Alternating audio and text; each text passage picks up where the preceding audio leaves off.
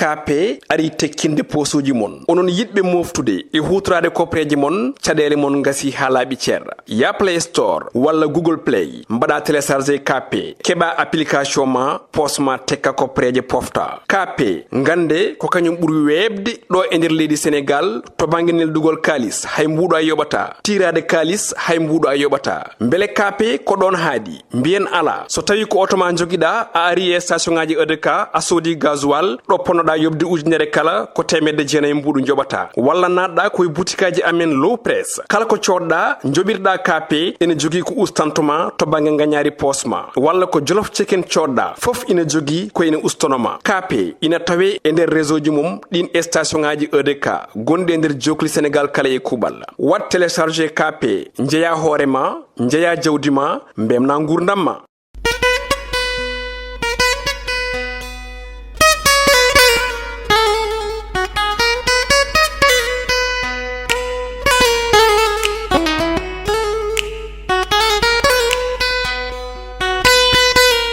bandiraɓe yeɓoɓe ayaw Piindi TV on calminama mo wone mon foof inde yettode en garti e kattanɗe jomiraɗo gam humnude aadi woni hakkude amen e moɗon ko roɓido jayndeji kala subaka ɗo e Piindi TV hande ko alkamisa 23 lewru mars hitano ujunnaje ɗiɗi 23 joni koye jayndeji men paɗen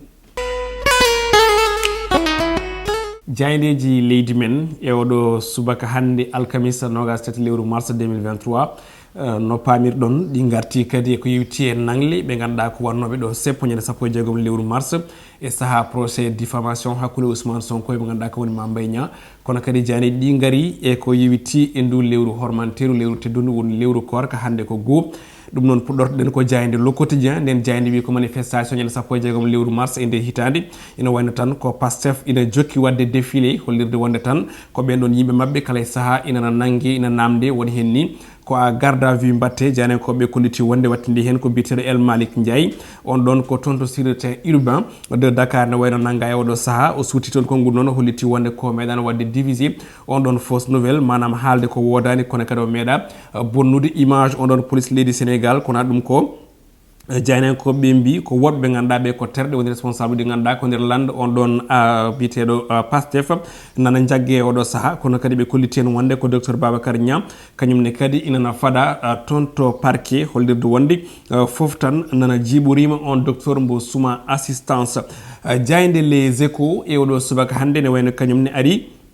e ɗen namdi saaha nde o nanggano kanko biteɗo El Malick Ndiaye joguiɗo humpito mo ganduɗa kam tigui woni Pastef ɗo e nder leydi Sénégal jani koɓe mbi ko tolne waktuji 5 omo o namde omo jaabo toon to sûreté urbain de Dakar ɓe mbita noon ko kanko Malick Ndiaye e oɗo saaha hande waɗama déchargé e police o holliti wonde noon o meeɗano ni ha joni yidde tumde police leydi Sénégal e wiide wonde ko kañum yuppi on ɗon liquide mo ganduɗa ko hay goto anda ko woni fewde on leader Pastef kono kay yinnode makko tan ko famminde wonde on baɗɗo ɗum koko ɓorni teni ɓe nodirteɓe bip e wiide makko noon ne wayno wonano faadare nde yidde moddinde inde police leydi Sénégal walla ni wadde ko yewti ko e fannuji goɗɗi ɗi ganduɗa ɗi ko jadani e loi kanko El Malick Ndiaye jaynen koɓe mbi ko foof inana jiiɓorime oɗo saaha tade ke woni o waɗama garde à vue mo waɗe ko wiyete déféré walla ni omo hulana waɗede déféré toon to parquet ko noon jaynen koɓe jiiɗi andinden ɗin ko goɗɗiɗi jaaje helle jeegom eɗen nden jayde les échos jayde guendire nde le soleil kamne arti hen kono koye fannu goɗɗo ɓe gari koye konngol mawleydi Macky Sall ko yewti rende yimɓeɓe e ko fate banggue ngaluji mumen ha kiisa e nder jogli Sénégal kala e kuuɓal ko hanke nder jonne makko e jagorde woni conseil des ministres kanko hoore leydi ndi Macky Sall o erima nde dendagal ɓesguji leydi Sénégal kala ndenete jawdi mumen rene ha wawa hisde e on tuma noon o holliti wonde tan ko ɗum woni priorité oɗo saaha saabu ɓesguji ɗi ina jogui droit ne wayno wadde ceinture sécurité kono kadi ko fate banggue ndenka mumen ina wawa yuɓɓude no hannirta niyete jayde l'observateur nden ari e ko yewiti on ɗon enquête toon to sûreté urbain de Dakar ɓe mbi tan de ko audition ngaji ɗi ganduɗa ɗi ko ɗiɗi woni on El Malick Ndiaye e on docteur Niang janen koɓe kolliti wonde ɓen ɗiɗo kala de inana hande o goni e loggare sababu o ko ɗen namde e jaabuji kala ɗeɓe jaaboto ne wayno ɗeɓani hokkudeɓe faveur no janen koɓe mbi goɗɗum ko tawete hen ko alhaali Adji Sarr mbo haala muɗum wayrinanede ɗo e nder leydi meɗen Sénégal janen koɓe mbi ko on suko débatji oɗo saha hannde gonka muɗum ina jiiɓi no feewi kanko e hono makko ni suudi ko guuɗi e nden jayde l'observateur o wi wonde ko natti wawde muñde kono kay yidde makko tan ko wadde tournude oɗo page manam yidde makko yo nden ñawore wat so waɗi e on ɗon tuma kala joom gonga nawa gonga muɗum joom finande kadi hokke finande muɗum kankone o wawa jokkude haajuji makko kono kadi o wawa tournude on ɗon page mo ganduɗa ko page alhaali sud beauté ɗin kongoni makko ɗi jaaji hello jeegom e nden jayde groupe futur média jayde nde ganduɗa wiyete ko alerte quotidien nden ari e ko wiyete fannu on ɗon socio politique leydi men sénégal kono kadi ɓe ɓuuri artude koye on ɗon fuɗɗode e ndu lewru teddudu lewru hormanteru woni lewru korka ramadan ɓe kolliti ngol ɗo bindol ɓe bindi un peuple une lune une fois eɗen gandi devise leydi men sénégal ko un peuple une but une fois walla un peuple un but une fois ɗum wonno devise leydi sénégal ɗum jeeyi sababu noon e ndo lewru korka alkamisa hannde o ɓe mbi ko un peuple une lune une fois hollirde wonde tan ko hannde o sénégal naɓe kala kañumen dawri korka ko wayri yiyede nder leydi meɗen sénégal kono no aduna o kala kadi eɗen gandi koɗo ñalawma hannde alkamis ɗum woni ko jaanenkoɓe jiiɗi famminde ne hello ɗiɗi hollirde wonde haylural gotal wodani hannde o sénégal kala dawri kanɗon korka goɗɗum jayde dakar times kamne ari hollirden wonde ko konngol mawlendi Macky Sall e ko fate banggue Afrique ko wiyete African business mawlendi wi ina wayno tan ko Afrique ina heddora golle taw ɗum ko entretien jaajƴo mbo wadduno e ɓen ɗon hollirde wonde to banggue faggudu business hay ko nandi hen leydi Afrique ina foti jokkude golle kono kay ha wawa hebde hoore muɗum to banggue faggudu ɗin konngol makko ne jaaji hello tati e nder nden jayde Dakar Times jayde Stade Quotidien ko ɗon guddirten hono kala subaka nden jayde ari on ɗon CAN 2024 leydi Côte d'Ivoire ɓe gatti koye meilleur buteur on ɗon éliminatoire ɓe mbi ko Mané e Osimhen woni kanko ɓiɗɗo leydi sénégal najo on mo leydi nigéria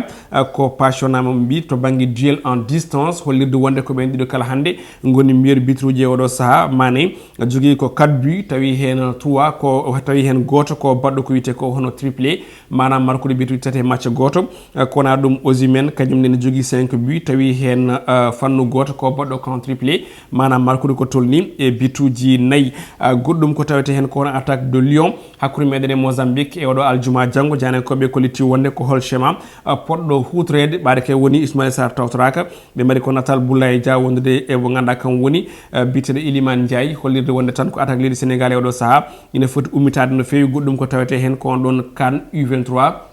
ne wayno ko sénégal tati Mali gotel ɗum ko hanki wonno toon to stade Abdoulaye Wade mo jaam ñaajo ɓe mbi tan ko baroɗe mbaɗi tawal mawgal gam on qualification ko yewti onon CAN U20 Maroc 2023 kona ɗum ko janenkoɓe gaari e qualification euro 2024 fuɗɗode on éliminatoire ko hannde ɓe kolliti wonde ko Italie onon champion inana kay fuɗɗo toon to case mbo Angleterre ɓe kolliti wonde ko match difficile match musɗo fadi ɓe ganduɗa kañumen goni ɓe noddirteɓe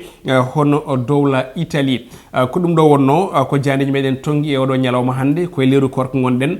joni koye mayru paɗen tawi koko yewti e gueɗe ren ɗo woni fait divers on fait divers no pamirɗon walla ɗen gueɗe renɗo eɗen gandi ñalawma hannde alkamis nogas tati lewru mars 2023 woni ñalawma mbo aduno kala fuɗɗiɗi lewru korka sénégal ne heeɗani hen caggal leydi men sénégal ne wayno commission ngaji ɗi kala kolliti lewru ndu yiyama e dennagal jokli leydi sénégal kala e kuuɓal ɗo e Dakar ko wayno Touba Thiès Tambacounda Matam e dennagal diwnuji presque leydi sénégal kala e kuuɓal kañumen kala jindun lewru ɗum jeeyi sababu noon hikka Allah yettama no fewi leydi sénégal hordi mbiyen kañumen kala kordi oɗo ñalawma alkamis hannde e on tuma ayaw habrirde moɗon Piindi TV ina waɗan moon hen programme pattam lamijo on programme mo gowɗon wadde walla mo gowɗon hebde e kala lewru korka woni ko korka e goto e ɓen waɗoɓe e ko fate banggue mugoji leydi sénégal ha tengti e leñol fulɓe ngol hikka noon ina wayno ko korka ceerno modi kañum waɗi débarqué ɗo e Piindi TV kañum tigui fuɗɗoto e oɗo ñalawma hannde ha ñande lewru ndu maayi kala e kuuɓal manam balɗe nogas e jeenayyi nangui balɗe capanɗe tati ko yewti e ɗin ɗon excuse uji ɗi ganduɗa oɗon mbawi hen yitade koye moon oɗon mbawa hen aussi ene wayno weltorade mbawon kadi warde temps ha tengti denda men ɓe ganduɗa ko sosoɓe jajaɓe Koulibaly naɓe demdemɓe dedeɓe kamɓe kala e kuuɓal ɓe mbawa weltorade liliɓeɓe ɗum ɗon noon Piindi TV eɗen gandi kala ko jooli koye moɗon joldata kala ko ummi kadi koye mon yadata ɗum jii sababu noon lewru korko ndu ari hawri kadi ko fof heblanama e oɗo saaha gueɗɗe no jirɗon ni image uji ɗi ceerno modi kaliden e équipe mabɓe kamɓe kala maɓe belti noon e durant ɗo lewru korko so allahu lamɗo jaaɓi e on tuma ene waynama woɗ wiɓe vraiment mamin jeewe kono e on tuma série moɗon hoddiro ma yowe ha lewru korko ndu maaya tawi lomtoro ɗum ko ɗin escroc uji ɗi ganduɗa ɗi ko escroc uji ko fate banggue lewru korka ndu woni kanɗon korka biteɗo hono ceerno modi musidɓe tedduɓe ko ɗum ɗo wonno komin gaddanno on e oɗo ñalawma hande alkamisa en dokkodiri aadi janggo aljuma so allahu lamɗo jaaɓi yon goni jaam.